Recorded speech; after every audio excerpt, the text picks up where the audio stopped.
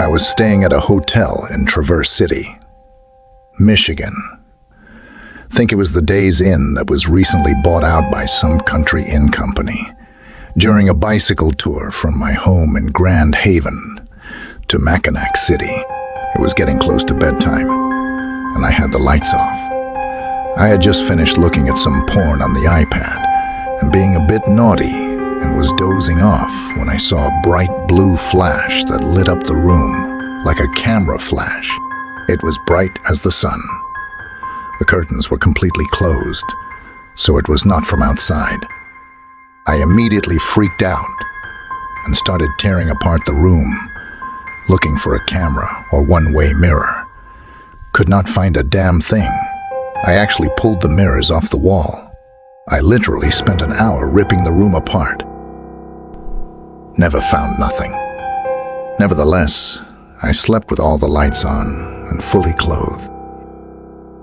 It was a dark and stormy night.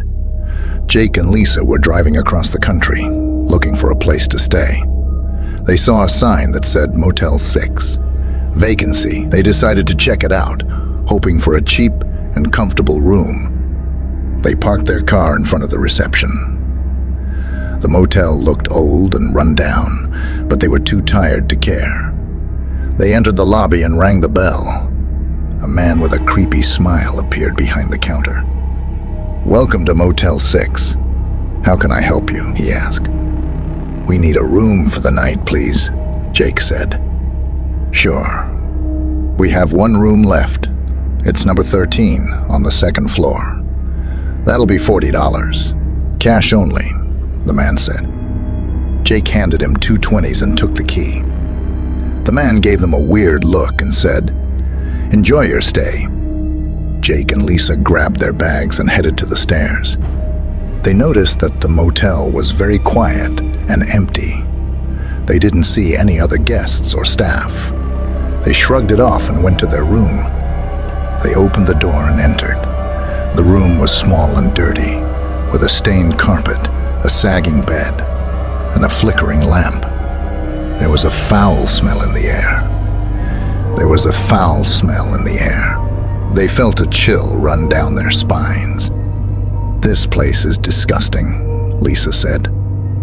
"I know, but it's only for one night. Let's just get some sleep and leave in the morning," Jake said. They put their bags on the floor and lay down on the bed. They tried to ignore the noises they heard outside their door, like footsteps, whispers, and screams. They closed their eyes and hoped for the best. They woke up the next morning to the sound of knocking on their door. They looked at the clock and saw that it was 10 a.m. "Who is it?" Jake asked. "It's the manager." "Time to check out," a voice said. Jake got up and opened the door. He saw the same man check them in, holding a bloody axe. "Sorry, we don't accept late checkouts," the man said, and swung the axe at Jake's head. Lisa screamed as she saw Jake fall to the floor, his skull split open. She tried to run, but the man grabbed her by the hair and dragged her back to the bed. "Don't worry, you'll be joining him soon," the man said, and raised the axe again. Hope you are enjoying these stories. Subscribe to our channel to listen to more spine-chilling horror stories. I was on a road trip with my friends when we stumbled upon an old motel on the outskirts of town. It had a faded neon sign that read Motel Nocturne and a deserted parking lot with a few rusty cars parked in front. We were tired and just wanted a place to crash for the night, so we decided to check it out. As we walked into the lobby, the air felt thick and heavy, like we were walking through molasses.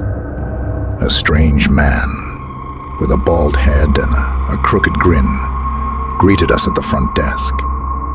He had a name tag that read manager, but his eyes were shifty and his smile seemed forced. We asked for a room, and he handed us a key with the number 13 on it.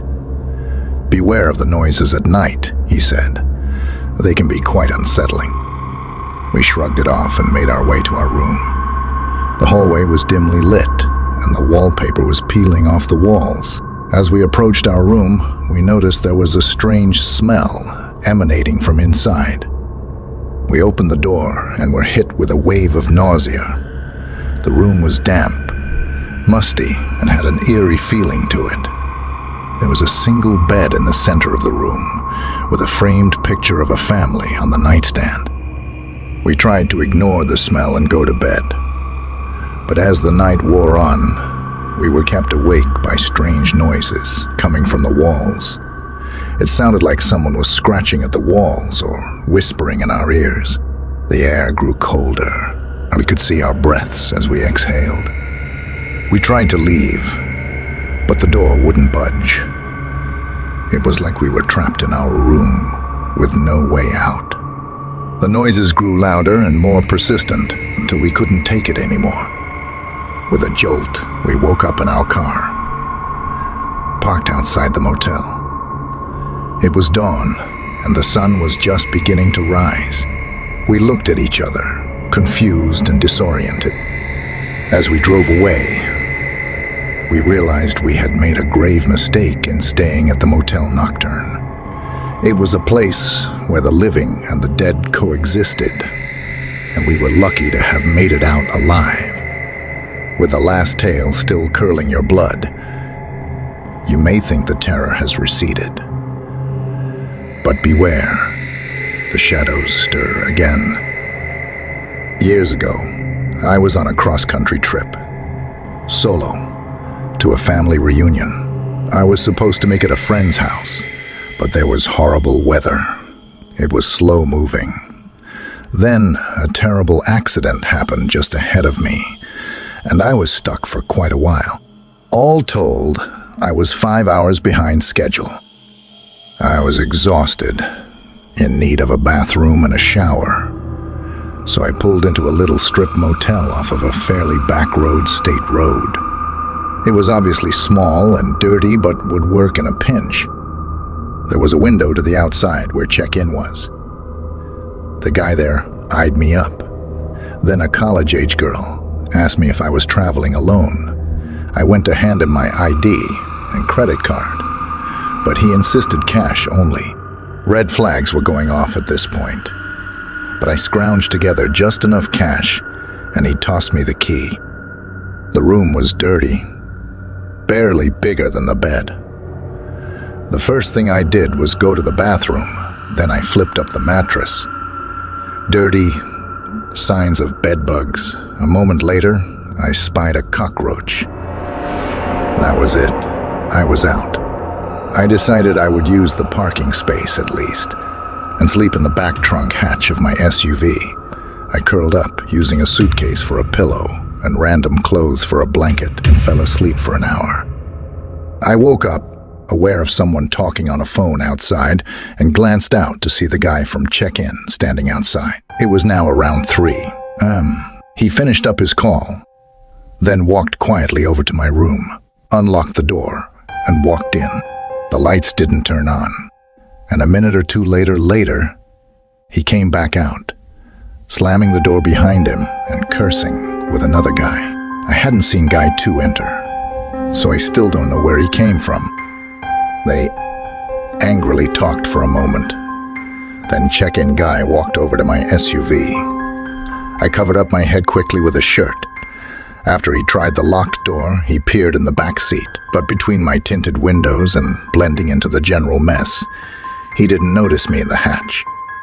The two guys walked away to the far side of the lot, talking more. The one gesturing across the street where a diner was. While they were distracted, I climbed up to the front seat and started up the SUV. They turning around in surprise as I pulled away. I called my friends back home and told them, but didn't want to worry my family, so I said nothing to them. When I got back home some 3 weeks later, we figured out the name of the hotel thanks to Google Maps and called the local police. They told me the place had closed down only days before I called. Hope you liked the story. Subscribe to Ghoulish Stories to listen to more spine-chilling horror stories. Thanks.